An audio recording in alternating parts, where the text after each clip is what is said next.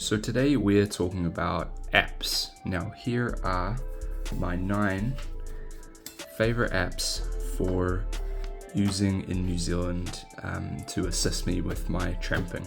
And I would go so far as to say some of these are absolutely essential. So today we'll go through them and I'll show you what I like and what I don't like, and which apps you should download for your trip to New Zealand. So our first one for today is All Trails. Pop that open. Now this is where I look for new hikes around the country, and it's really good. It has lots of reviews. Let's go to Duda's Regional Park, for example. Distance, elevation gain, time, and what type of trail it is. Gives you the map, and most importantly, I find other reviews. So these can be really helpful, especially in more of the backcountry sites. So our second app is St. John's.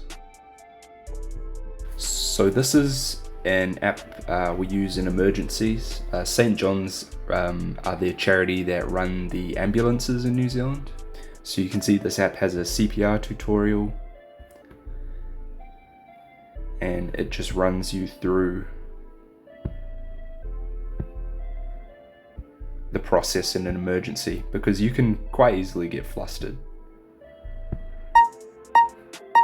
And this is really good because it tells you how to do the CPR, which you might be too stressed out to remember how to do in an emergency. But I do recommend everyone does a first aid course and downloads this app. Third, and possibly the most important, is Topo Maps.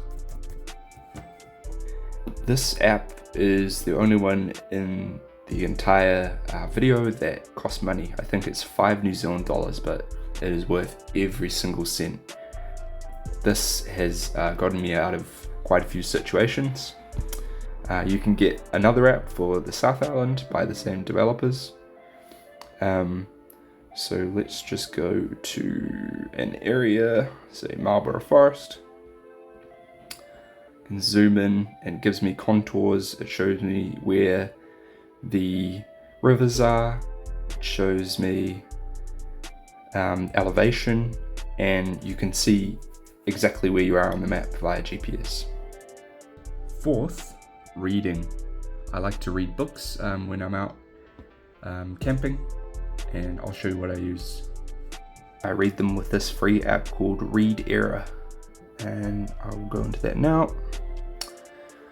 And here's a book, Thoughts on Art and Life by Leonardo da Vinci, because you know I'm cultured.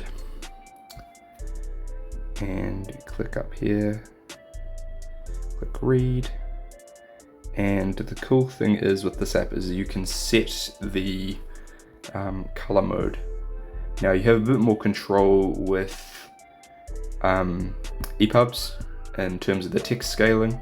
This is just a PDF, but you can see it has nice like page flip animations. Yeah, really good app. Sleep sounds. Bit of a weird one for number 5, but I like having sleep sounds, especially if you're in a noisy campsite. This app called Sleeper, and it lets you build your own sounds and save them to favorites. So you can add rain, lots of different types of rain, thunder, and there's also like white noise, brown noise, piano. And this is the classic mode of Sleeper. So here is the option to switch between the new experience, which I don't like so much, and there's the original experience. Number 6 is Strava. So Strava is really good for tracking your hikes. Strava is the app I use to record my hikes. It just seems to be the one that most people use in New Zealand, so I use it too. And here we have Usain Bolt. I don't think it's the real Usain Bolt. He's probably a bit quicker than that, but yeah, this is great for tracking your hikes, location, elevation, and it gives you all the stats as well, which is really cool. So you can see it in 3D, you can save the route for yourself, thumbs up, comments, all that kind of stuff. And when you post the activity, you can see your elevation and your achievements, and here it is. Distance, average pace, moving time, elevation gain, all that. Tides. Tides are important to know in New Zealand because you are often hiking near the sea.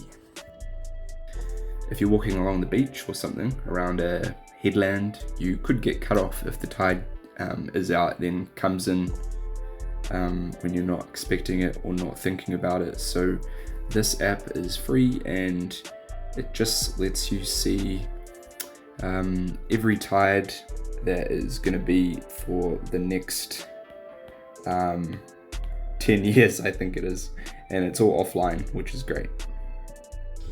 Movies. I will show you how I watch movies on my phone. So second last we have VLC, and this is just a media player. I'm sure you know it, and lots of settings that you can go into. So here's one, for example, and you can adjust the brightness, adjust the volume really easily, and lock it, which I really like. And last but not least, weather. Yes, number 9, weather, very important. I'll show you what I use for this. Now, a lot of people in New Zealand use an app called Met Service, but I think it's a terrible app, and it's been proven to be not very accurate. Like, for example, if you were in Auckland during the anniversary weekend floods in 2023, you know Met Service didn't predict very much rain at all that weekend, and then we were flooded. So anyway, I use Windy, and it uses internationally proven weather models. I believe, what am I on? Yeah, ECMWF. And this is a wind map. I like how it's visualized. I'm usually on this tab, rain and thunder.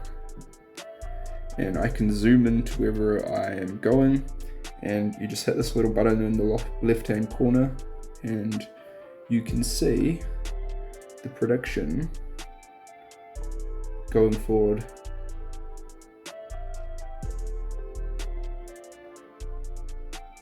So I found it to be pretty accurate, and you can kind of make your own assumptions.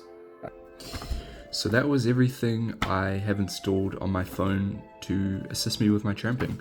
Let me know if you have another app that you like and think is worth using for tramping in New Zealand. Cheers.